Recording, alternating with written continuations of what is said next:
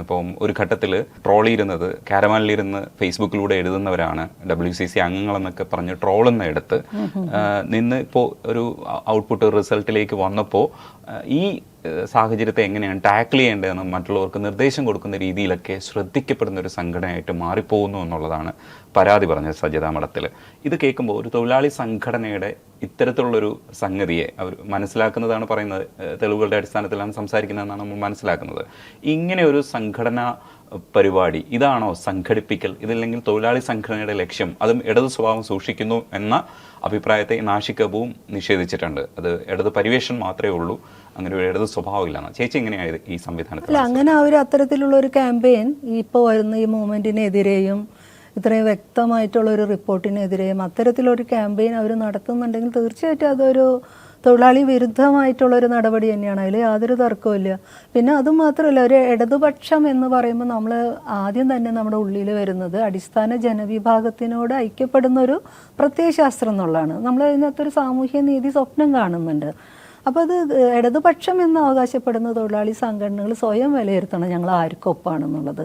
മൂലധന കേന്ദ്രീകൃതമായിട്ടുള്ള ഒരു ഇൻഡസ്ട്രിയുടെ കുറച്ച് ആളുകൾക്ക് ഒപ്പമാണോ അതോ ആയിരക്കണക്കിന് വരുന്ന തൊഴിലാളികളുടെ ഒപ്പമാണോ എന്നുള്ളത് അവർ തന്നെ വിശകലനം ചെയ്യണം. അപ്പം ഞാൻ പറഞ്ഞ ചില ഒരു റോങ് പ്രാക്ടീസ് അവർ എടുക്കുകയാണെങ്കിൽ അതൊന്നും കുറേ കാലം പോവില്ല. കാരണം ഇതെല്ലാം റിവോൾട്ട് ചെയ്യുന്ന ഒരു അവസ്ഥയിലേക്ക്, കാരണം മനുഷ്യൻ ഗതി കെടുമ്പോൾ റിവോൾട്ട് ചെയ്യും. ഈ ഒരു ഫ്യൂഡൽ കാലഘട്ടത്തിൻ്റെ വിധേയ ദാസ്യ മനോഭാവങ്ങളൊന്നും മനുഷ്യർക്ക് അധികം കൊണ്ടുപോകാൻ പറ്റില്ല. കാരണം ഒരുപാട് മാറ്റങ്ങൾ നമ്മൾ ജീവിച്ചിരിക്കുന്ന സമൂഹത്തിലും ലോകത്തിലും സംഭവിക്കുന്നുണ്ട്. ഇതെല്ലാം അറിഞ്ഞുകൊണ്ടിരിക്കുന്ന മനുഷ്യരാണ് നമ്മളും. അപ്പോൾ ഒരു കാലത്തിൽ നമുക്ക് ചിലൊരു ടെക്നോളജിയോട് നമ്മൾ നന്ദി പറയണം.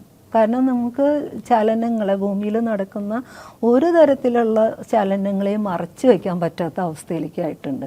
അപ്പോൾ ഇതെല്ലാം റിഫ്ലക്റ്റ് ചെയ്യുന്നതും കൂടെ നമ്മളിനി മനസ്സിലാക്കണം. അപ്പോൾ അങ്ങനെ ഒരു പൊസിഷൻ അവർ എടുക്കുന്നില്ലെങ്കിൽ, ഇങ്ങനത്തെ ഒരു ക്യാമ്പയിൻ എൻ്റെ ശ്രദ്ധയിൽപ്പെട്ടില്ല, ഇപ്പോഴാണ് അറിയുന്നത്. അങ്ങനെയാണെങ്കിൽ അത് തികച്ചും തൊഴിലാളി വിരുദ്ധമായിട്ടുള്ള ഒരു നടപടിയാണ് അവർ ചെയ്തുകൊണ്ടിരിക്കുന്നത്. അവർ കുറച്ച് സ്ത്രീകളെ ഒതുക്കാനാണ് അവരത് ചെയ്യുന്നതെന്നുണ്ടെങ്കിൽ അവർക്ക് തെറ്റിയെന്ന് എനിക്ക് പറയാനുള്ളൂ. ഇപ്പോൾ പറയുന്ന തുറന്നു പറച്ചിലുകൾ ആണ് ഈ വാർത്തകൾക്കൊരു ഹൈപ്പ് കൊടുക്കുന്നത്. ഈ കാര്യത്തെ വളരെ കാര്യമായിട്ട് പൊതുജനങ്ങൾ ശ്രദ്ധിക്കുന്നു എന്നാണ് നമ്മൾ മനസ്സിലാക്കുന്നത്. അത് എങ്ങനെയാണ് പൊതുജനങ്ങൾ ഇത് മനസ്സിലാക്കുന്നത് എന്നുള്ളത് സംബന്ധിച്ച് നമുക്ക് വേറെ ചർച്ച ചെയ്യേണ്ടതുണ്ട്. പക്ഷേ ഈ തുറന്നു പറച്ചിലുകൾ, ഇപ്പോൾ ജയസൂര്യയുടെ പേര് പറഞ്ഞ ആള് പിന്നീട് അത് നടൻ ജയസൂര്യ അല്ല എന്ന് പറയാൻ ശ്രമിക്കുകയാണ്. അപ്പം ഇതൊക്കെ ശരിക്കും നമ്മുടെ മെറിറ്റിനെ നഷ്ടപ്പെടുത്തും. അപ്പോൾ ഇയാൾ ഇങ്ങനെയല്ലേ പറഞ്ഞത്, അങ്ങനെയല്ലേ പറഞ്ഞതെന്ന് പറയുന്ന സംഭവം വരും. പക്ഷേ ഇതൊന്നും നമുക്ക് തടയാൻ പറ്റില്ല. ഇതൊരു കേന്ദ്രീകൃതമായ ഒരു പരിപാടിയല്ല, പല സ്ഥലത്ത് ഇതിന്റെ പ്രതികരണങ്ങൾ ഉണ്ടാവുന്നത്. പക്ഷേ ഇതെങ്ങനെയാണ് നമ്മൾ ഇതിനെ നോക്കിക്കാണേണ്ടത്? ഒന്നെന്ന് പറഞ്ഞാൽ നമ്മൾ ഇത്രയും വലിയ ആളുകൾക്കെതിരെ അല്ലെങ്കിൽ ഒരു വലിയ പവർ സ്ട്രക്ചറിനെതിരെ തീരെ നിസ്സാരമെന്ന് തോന്നിക്കുന്ന, ഇത് ഈ ഇൻഡസ്ട്രിക്കകത്ത് വലിയ വോയിസ് ഒന്നും ഇല്ലാത്ത അങ്ങനെ എസ്റ്റാബ്ലിഷ്ഡ് ആയിട്ടുള്ള മനുഷ്യരല്ല വരുന്നത്. അപ്പോൾ അതിൻ്റെ അർത്ഥം തന്നെ മനസ്സിലാക്കേണ്ടത് ഇവർക്ക് ഇത്രയും കാലത്ത് അവരുടെ അനുഭവങ്ങൾ അവർ ഉള്ളിൽ ഈ പോറൽ അവർ കൊണ്ട് നടക്കുന്നുണ്ട്. പിന്നെ വേറൊന്നുണ്ട്, നമ്മൾ ഒരു കാര്യം മനസ്സിലാക്കേണ്ടത്, ഈ സിനിമ ഇൻഡസ്ട്രി എന്ന് പറയുന്നത് ഒരു മുതലാളിക്ക് കീഴെ ഒരു കൃത്യമായ ഒരിടത്തിൽ ഒരു സ്ഥിരമായിട്ടുള്ള അംഗങ്ങളുടെ ഒരു പ്രവർത്തന മേഖലയല്ല സിനിമ. എപ്പോഴും ഇത് സെറ്റുകളും ആളുകളും പ്രൊഡ്യൂസറും ഡയറക്ടറും എല്ലാം മാറിക്കൊണ്ടിരിക്കും. അപ്പോൾ നമ്മൾ ഒരു സ്ഥലത്ത് ഉണ്ടാവുന്ന ഒരു നടിക്കോ നടനോ ഉണ്ടാവുന്ന അനുഭവം വേറൊരിടത്തിൽ റിപ്പീറ്റ് ചെയ്യണമെന്നില്ല. പക്ഷേ ഈ പവർ സ്ട്രാറ്റജിയിൽ ഏറ്റവും താഴെ നിൽക്കുന്ന മനുഷ്യർ ആദ്യം കണ്ടില്ല എന്ന് വെക്കുന്നത് നാളത്തെ ഒരു സിനിമ ഞങ്ങളെ രക്ഷപ്പെടുത്തും എന്നുള്ള അവരുടെ ഒരു ആഗ്രഹം കൊണ്ടും കൂടിയാണ്. അപ്പോൾ ചിലപ്പോൾ നാളെ അവർ രണ്ടാമത് അനുഭവിക്കുന്ന ഒരു സിനിമയിൽ ഈ പ്രശ്നം ഇല്ലാത്തത് കൊണ്ട് തന്നെ, അല്ലെങ്കിൽ വെൽ ട്രീറ്റഡ് ആയതുകൊണ്ട് തന്നെ അവർ ചിലപ്പോൾ ഈ ആദ്യത്തെ അനുഭവത്തെ താൽക്കാലികമായി റദ്ദ് ചെയ്തേക്കും. അപ്പോൾ അതുകൊണ്ട് അന്നുണ്ടായ സംഭവം ഇപ്പോൾ പറയുന്നു എന്നുള്ളത് ചോദിക്കുന്നതിൽ ഒരു അർത്ഥവുമില്ല. കാരണം നിങ്ങൾ ഒരു വളരെ നിയതമായ ഒരു ഇൻസ്റ്റിറ്റ്യൂഷൻ്റെ അകത്ത് വർക്ക് ചെയ്യുമ്പോൾ നിങ്ങൾക്ക് ആകെ എപ്പോഴും കൺഫ്രണ്ട് ചെയ്യേണ്ടി വരുന്ന ഒരു മാനേജ്മെൻറ്റേ ഉള്ളൂ. ആ മാനേജ്മെൻറ്റിനോട് നിങ്ങൾക്ക് എന്തെങ്കിലും പ്രശ്നങ്ങളുണ്ടെങ്കിൽ അതിനകത്തെ തൊഴിലാളികളും മറ്റുള്ളവരും ആ വ്യക്തിക്ക് ഒപ്പം നിൽക്കും. മാക്സിമം ഉണ്ടാവാതെ തൊഴിലിടത്തിൽ നിന്ന് നിങ്ങൾക്ക് പോയാലും അതേ തൊഴിൽ, നിങ്ങൾ പഠിച്ച ഒരു തൊഴിൽ നിങ്ങൾക്ക് വേറെ ഇടത്തിൽ ചെയ്യാൻ പറ്റും എന്നുള്ളതാണ്. പക്ഷേ സിനിമ എന്ന് പറഞ്ഞ ഒരു ഇൻഡസ്ട്രിക്കകത്ത് നടക്കുന്ന ഒരു പ്രശ്നം ഉണ്ടെന്ന് വെച്ചാൽ, ഇത്രയും പവർലെസ് ആയിട്ടുള്ള മനുഷ്യന്മാരെ ആദ്യമേ തന്നെ ഉന്നയിച്ച് അവർ എന്നേക്കുമായിട്ട് സിനിമയിൽ നിന്ന് തന്നെ പുറത്തു പോകണം. പിന്നെ ഇത് നോ പറയലാണ് ശരി, നിങ്ങൾ വേറെ പാത്രം കഴുകാൻ പോയിക്കൂടെ? നോ, അതല്ല അതിൻ്റെ ഒരു ഉത്തരം.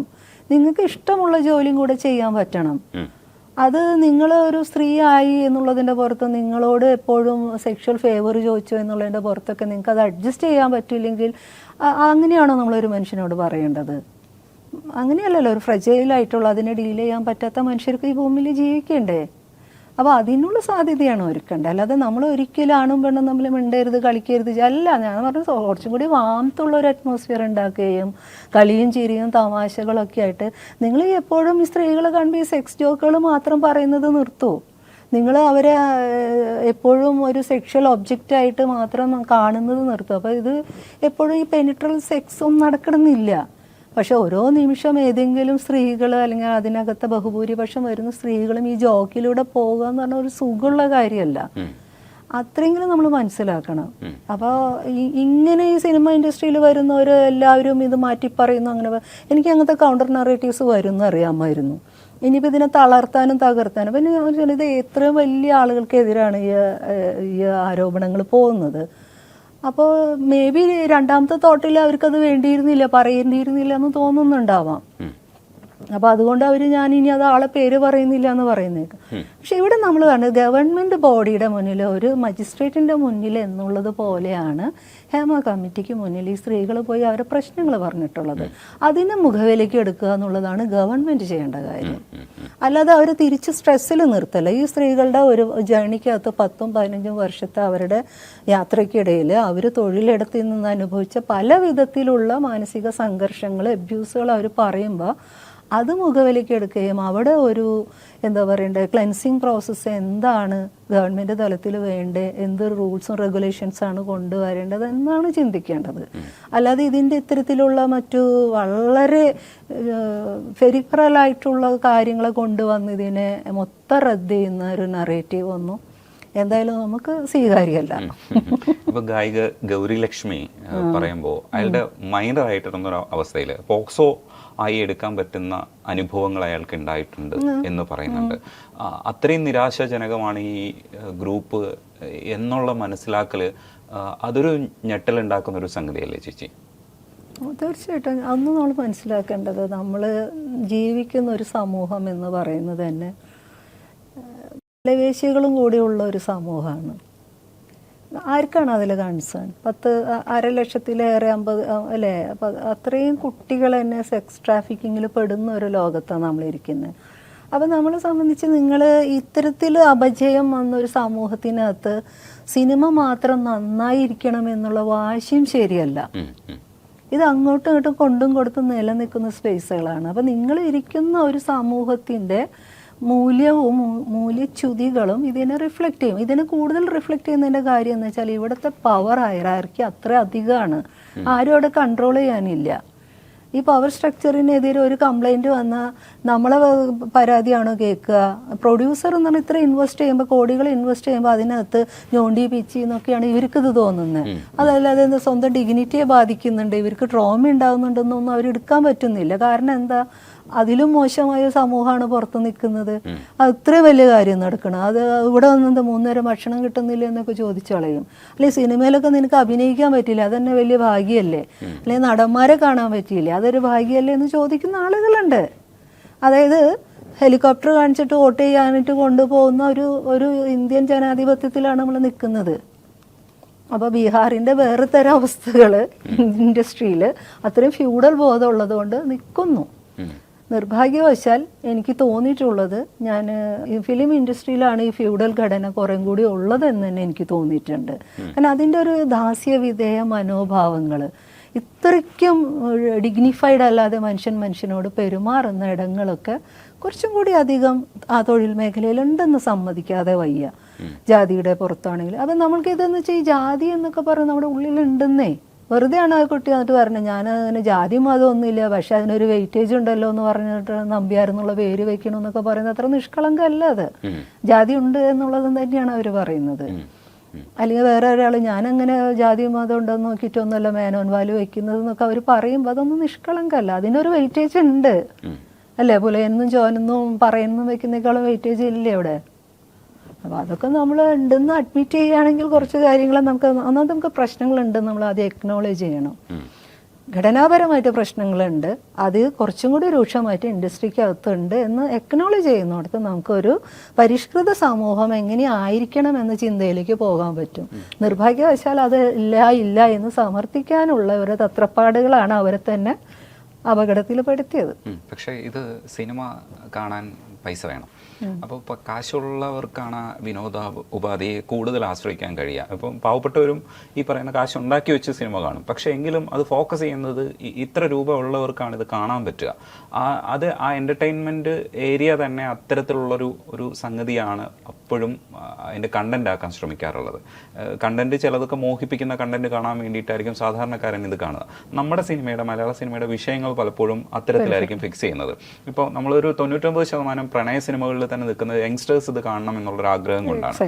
അപ്പോൾ അതിൻ്റെ ഇടയിലാണ് ചെറിയ ഡീവിയേഷൻസോ ചില തരത്തിലുള്ള പടങ്ങളോ ഒക്കെ നമുക്ക് ഉണ്ടായി പോകുന്നത്. പക്ഷെ അതൊരു പൊതു സ്വഭാവമല്ല.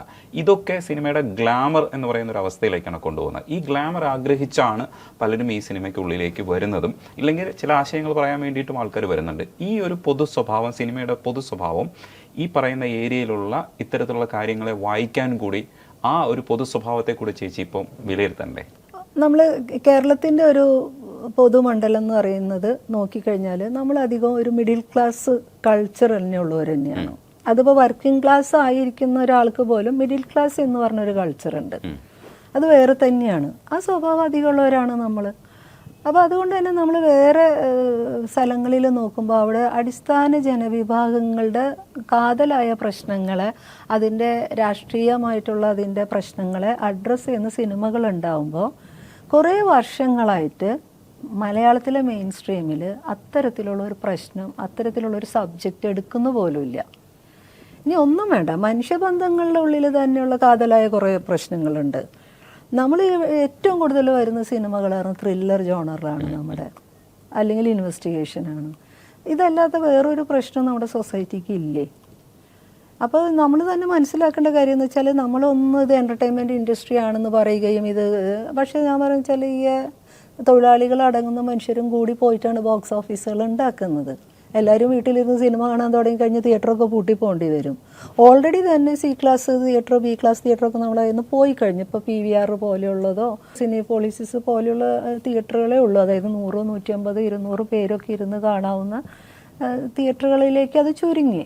വേറൊന്നെന്ന് പറഞ്ഞാൽ മനുഷ്യർ ഈ കാലത്ത് ഡിജിറ്റലൈസ് ചെയ്തതിന് ശേഷം നമുക്ക് ഭാഗ്യത്തിന് ഡാറ്റ അവൈലബിൾ ആയതുകൊണ്ട് എല്ലാം സിനിമയാവണം. നമ്മൾ തന്നെ ഇറ്റ് സെൽഫ് എ കോണ്ടൻ്റാണ്. നമ്മൾ തന്നെ റീൽസിലൂടെ ഒരു സിനിമകൾ ഉണ്ടാക്കിക്കൊണ്ടിരിക്കുകയാണ്. അപ്പോൾ അങ്ങനെ കുറേ എൻഗേജ്മെൻറ്റുകൾ, എൻ്റർടൈൻമെൻറ്റുകൾ മാത്രമായിട്ട് ചുരുങ്ങുമ്പോൾ സിനിമയെക്കുറിച്ച് ഗൗരവമായ ആലോചനകൾ സിനിമാ മേഖലയിൽ നിന്ന് ഇല്ലാതായി. ഇത് വെറും ഇൻഡസ്ട്രി ആണെന്നും പണമാണ് അതിൽ നിന്ന് കിട്ടേണ്ടത് എന്ന് പറയുമ്പോൾ കല എന്നുള്ളൊരു സംഗതി ഇതിൽ നിന്ന് ചോർന്നു പോയിക്കൊണ്ടിരിക്കുകയാണ്. ആർട്ട് സമൂഹത്തിന് ചെയ്യേണ്ടിയിരുന്ന മിനിമം ഉത്തരവാദിത്തങ്ങൾ പോലും സിനിമയ്ക്ക് ഇല്ലാതായി എന്നുള്ളൊരു രീതിയിലേക്ക് അത് മാറുന്നുണ്ട്. അത് ഗുണം ചെയ്യില്ല, ഇൻ ഫ്യൂച്ചറിൽ അത് ഗുണം ചെയ്യില്ല. അപ്പോൾ ഇങ്ങനെയുള്ള പലതരത്തിലുള്ള പ്രശ്നങ്ങൾ, പല ലെയറിൽ തന്നെ പ്രശ്നങ്ങളുണ്ട്. അപ്പോൾ അതുകൊണ്ട് പ്രേക്ഷകൻ്റെ മുന്നിലെത്തുന്നത് പ്രേക്ഷകന് കാണാൻ പറ്റുള്ളൂ. അതിൽ തന്നെ ഞാൻ ആലോചിക്കേണ്ടത് നമ്മൾ ഒരു ആഴ്ചയിൽ എത്ര പടം ഇറങ്ങുന്നുണ്ടെന്നുള്ളതാണ് മിനിമം. ഇത്രയും പടങ്ങൾ കാണാനുള്ള സാമ്പത്തിക ശേഷി ഇന്ന് നമ്മുടെ ജനതയ്ക്ക് ഉണ്ടോ? കാരണം ഇൻഫ്ലേഷൻ കൂടുകയും തൊഴിൽ കുറയുകയും തൊഴിൽ സാധ്യതകൾ കുറയുകയും അങ്ങനെ മൊത്തത്തിലൊരു പ്രൊഡക്ടിവിറ്റി ഇല്ലാത്തൊരു സമൂഹമായിട്ടും കൂടി കേരളം മാറുന്നുണ്ട്. അപ്പോൾ ഇതിനൊന്നും അഡ്രസ്സ് ചെയ്യാതെ നമ്മൾ ഫിലിം ഇൻഡസ്ട്രി ആണ് ഇനി നമുക്ക് എല്ലാം കൊണ്ട് ആണോ? ഈ റീസെൻ്റ്ലി വരുന്ന കാര്യങ്ങളെന്ന് വെച്ചാൽ ഇൻഡിവിജ്വലായിട്ട് വരുന്ന പ്രൊഡ്യൂസേഴ്സ് ആരും ഒന്നും ഗെയിൻ ചെയ്തിട്ടില്ല. 100-200 പടങ്ങൾ ഉണ്ടാകുമ്പോൾ 10 പടമൊക്കെയാണ് മാക്സിമം എന്തെങ്കിലും ഉണ്ടാക്കിയെടുക്കുന്നത്. ഈ കോടി ക്ലബ്ബ് എന്നൊക്കെ പറയുന്നത് അവർ തന്നെ പറയുന്നത് അതെല്ലാം ഇല്യൂഷനാണെന്ന് പറയുന്നത്.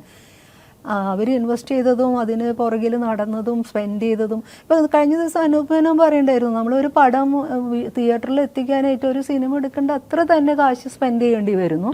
എന്നിട്ട് നിർഭാഗ്യം എന്ന് വെച്ചാൽ ഇത് എല്ലാം എന്താ പറയണ്ടേ, നമ്മൾ ബുക്ക് മൈ ഷോയിൽ മാത്രമേ കാണിക്കുന്നുള്ളൂ ഇത്രയും ബുക്ക്ഡ് ആണെന്ന്. പക്ഷേ തിയേറ്ററിനകത്ത് വരുമ്പോൾ 10-12 പേരേ ഉള്ളൂ എന്ന് പറഞ്ഞ ഒരു വളരെ ദുരന്തപൂർണമായൊരു പിക്ചർ അങ്ങനത്തെ ഒരു നടനും നിർമ്മാതാവും സംവിധായകനും എഴുത്തുകാരനും ഒക്കെ പറയുകയാണ്. അപ്പോൾ ഇതെല്ലാം നമ്മൾ കൺസിഡർ ചെയ്യേണ്ട കാര്യങ്ങളാണ്. നമ്മൾ വെറുതെ പുകമറി ഉണ്ടാക്കി ഇത് ഇത്രയും എൻ്റർടൈൻമെൻറ്റ് ഇൻഡസ്ട്രിയിൽ നിന്ന് മാത്രം കിട്ടുന്ന എന്തുമാത്രം നികുതികളുണ്ട്, നമ്മൾ എത്ര കാശ് കൊടുക്കുന്നത്.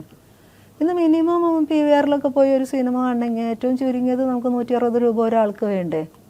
അപ്പോൾ അതൊന്നും അങ്ങനെ നിസ്സാരമായിട്ട് മനുഷ്യരുടെ അധ്വാനത്തെ, അതുപോലെ കാണികളെ, അത് മിഡിൽ ക്ലാസ്സിൻ്റെ പ്രശ്നങ്ങളാണ്, അങ്ങനെയൊന്നും കാണുന്നതിൽ യാതൊരു മീനിങ്ങും ഇല്ല കേട്ടോ.